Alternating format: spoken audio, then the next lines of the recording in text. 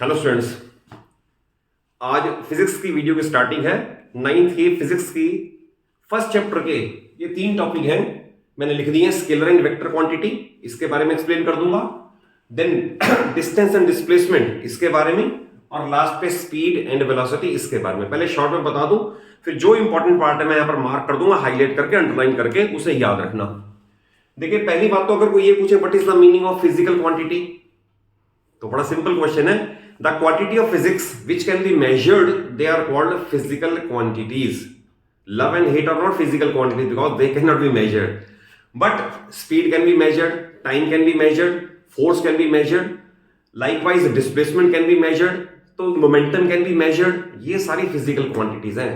तो again repeat कर दूं, the quantities of physics which can be measured, they are called physical quantities. अब उनका डिस्ट्रीब्यूशन कर दिया है स्केलर और वेक्टर में।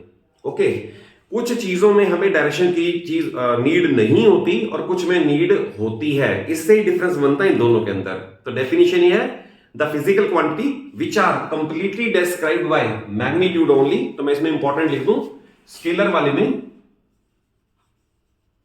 मैग्नीट्यूड ओनली, यही इंपॉर्टेंट है, magnitude. They are called scalar quantity. जैसे मान लो सपोज मास है, मान लो मैं मास कहूं स्केलर क्वांटिटी है, तो मैं ये कहूंगा मास इज 5 किलोग्राम। तो मैं ये तो नहीं कहता कि mass is 5 kilogram in north, mass is 5 kilogram in south. No, there is no any need. तो इट मींस मैग्नीट्यूड से डिफाइन हो गया। देन वेक्टर के लिए ये वर्ड आएगा magnitude, magnitude as well as, यानी प्लस डायरेक्शन। तो they are called vector quantities. जैसा भी मैं इसमें एक्सप्लेन करूंगा कि अगर मान लो मैं कहूं वेलोसिटी, या मैंने अभी वेट का भी बता रखा है कि वेट एक वेक्टर क्वांटिटी है। लास्ट वीडियो में बताया था मैंने, वेट वेक्टर क्वांटिटी है, जिसमें आपको मैंने मास और वेट के डिफरेंसेस क्लियर किए थे। तो वेट वेक्टर क्यों है, तो मैंने आपको बताया weight is always directed towards the centre of the earth. Fix direction है, फिक्स डायरेक्शन है, इसलिए वेट को वेक्टर में, क्वांटिटी को, वेट को वेक्टर में क्वालिफाई करेंगे। तो रिपीट कर दूं, quantities which are described by magnitude as well as direction, they are called vector quantities. Example देना चाहो तो इसके अंदर मास है, डिस्टेंस है, स्पीड है, टाइम है, प्रेशर है, एटसेट्रा। बहुत सारे हैं, mass, distance, speed, time, pressure.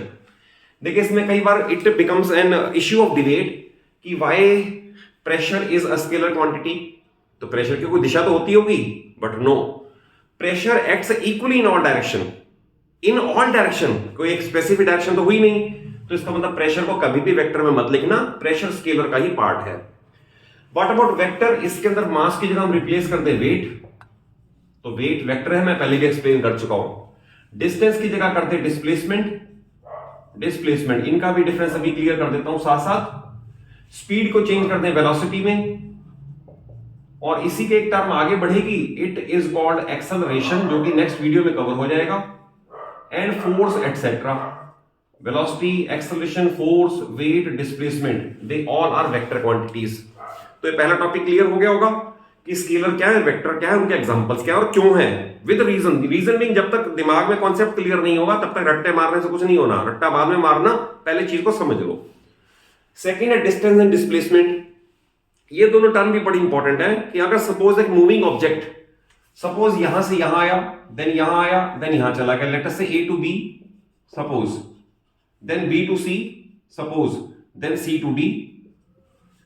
तो डिस्टेंस अलग चीज है, डिस्प्लेसमेंट अलग चीज है। ये स्टार्टिंग पॉइंट है जहां से बॉडी ने जर्नी स्टार्ट की, ये एंड पॉइंट है जहां पे बॉडी की जर्नी रुकी।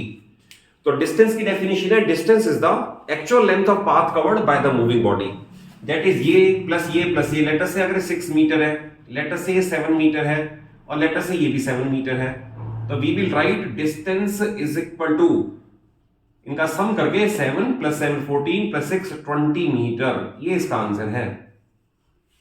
बट अगर पूछे डिस्प्लेसमेंट क्या है, तो डिस्प्लेसमेंट की definition, it is the shortest distance between initial and final position. यानी इसे आप स्केल से मेजर करो, पाइथा अप्लाई कर सकते हो, या कोई और वे आउट है, वो सारे न्यूमेरिकल्स की वीडियोस अलग आएंगी, सर्कुलर मोशन की, इस तरह के मोशन की, पाइथा पे बेस्ड सब अलग आएंगी वीडियोस।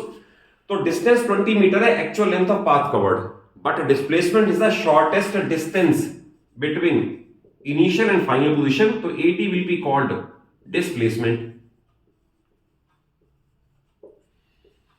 तो अगर सपोज डिस्टेंस और डिस्प्लेसमेंट में डिफरेंसेस पूछे तो मैं शॉर्ट में बता दूं, डिस्टेंस का पहला मैंने आपको बता दिया, यानी डेफिनेशन, किसी का भी डिफरेंस अगर लिखना हो ना तो पहला तो हमेशा डेफिनेशन का ही आ जाएगा। तो distance is the actual length of path covered, actual length of path covered by the moving body. बस इंपॉर्टेंट यही है, मैंने अंडरलाइन करके लिख दिया, actual length of path covered by the moving body. और डिस्प्लेसमेंट का लिखोगे shortest distance, obviously straight line, shortest distance between initial, initial means जहां से स्टार्ट किया, initial and final position of the moving body. Important है initial और final, between initial and final position, यानी आपने एडी को ज्वाइन कर दिया तो ये आ गया। ठीक है, एक डिफरेंस और आ जाएगा, अगर कोई बॉडी मूव कर रही है तो distance can not be equal to zero. कोई बॉडी मूव करेगी तो डिस्टेंस जीरो कैसे हो सकती है, सम करोगे जीरो तो नहीं हो सकता, but displacement can B zero, displacement can B zero. जैसे सपोज एक सर्कुलर मोशन है, अगर बॉडी ने जर्नी यहां से स्टार्ट की ए से और ए पे ही वापस आ गई तो इनिशियल भी यही है, फाइनल भी यही है, तो इसके न्यूमेरिकल्स भी कवर होंगे नेक्स्ट वीडियोस में। इस केस में we can say the displacement is zero. Okay, then एक और आएगा डिस्टेंस अ स्केलर क्वांटिटी। अभी मैंने आपको बता भी दिया डिस्टेंस स्केलर है, और इसमें लिखा जाएगा it is a vector quantity, क्योंकि डिस्प्लेसमेंट की डायरेक्शन फिक्स हो गई, आपने ए और डी को ज्वाइन किया, it is either 30 degree north east और 30 डिग्री टुवर्ड वेस्ट और 60 डिग्री टुवर्ड साउथ, फिक्स हो जाएगी डायरेक्शन, तो ये वेक्टर क्वांटिटी है। एक और डिफरेंस भी लिख सकते हो, distance can not B negative, can not B negative, but displacement can B negative, displacement can B negative, हो सकती है नेगेटिव, इसको फिर न्यूमेरिकल्स में कवर करेंगे, डिस्प्लेसमेंट नेगेटिव कैसे हो सकती है ये न्यूमेरिकल्स में कवर हो जाएगा। तो ये 4 पॉइंट्स ऑफ डिफरेंस है, इससे बियॉन्ड 9th में नहीं पूछा जाता। और लास्ट आती है स्पीड और वेलोसिटी, ये भी बड़ा इंपॉर्टेंट है। तो स्पीड की डेफिनेशन है, speed is distance travelled per unit time, और वेलोसिटी की डेफिनेशन है distance travelled per unit time in a given direction. फिर वर्ड आ गया डायरेक्शन, तो इसको मैं लिख दूं, speed is distance travelled per unit time, और इसमें distance travelled per unit time in a given direction, in a given direction. तो पहला ये हो गया, दोनों का ऐसा यूनिट ध्यान रखना सेम है, स्पीड भी मीटर पर सेकंड में होती है, वेलोसिटी भी मीटर पर सेकंड में होती है।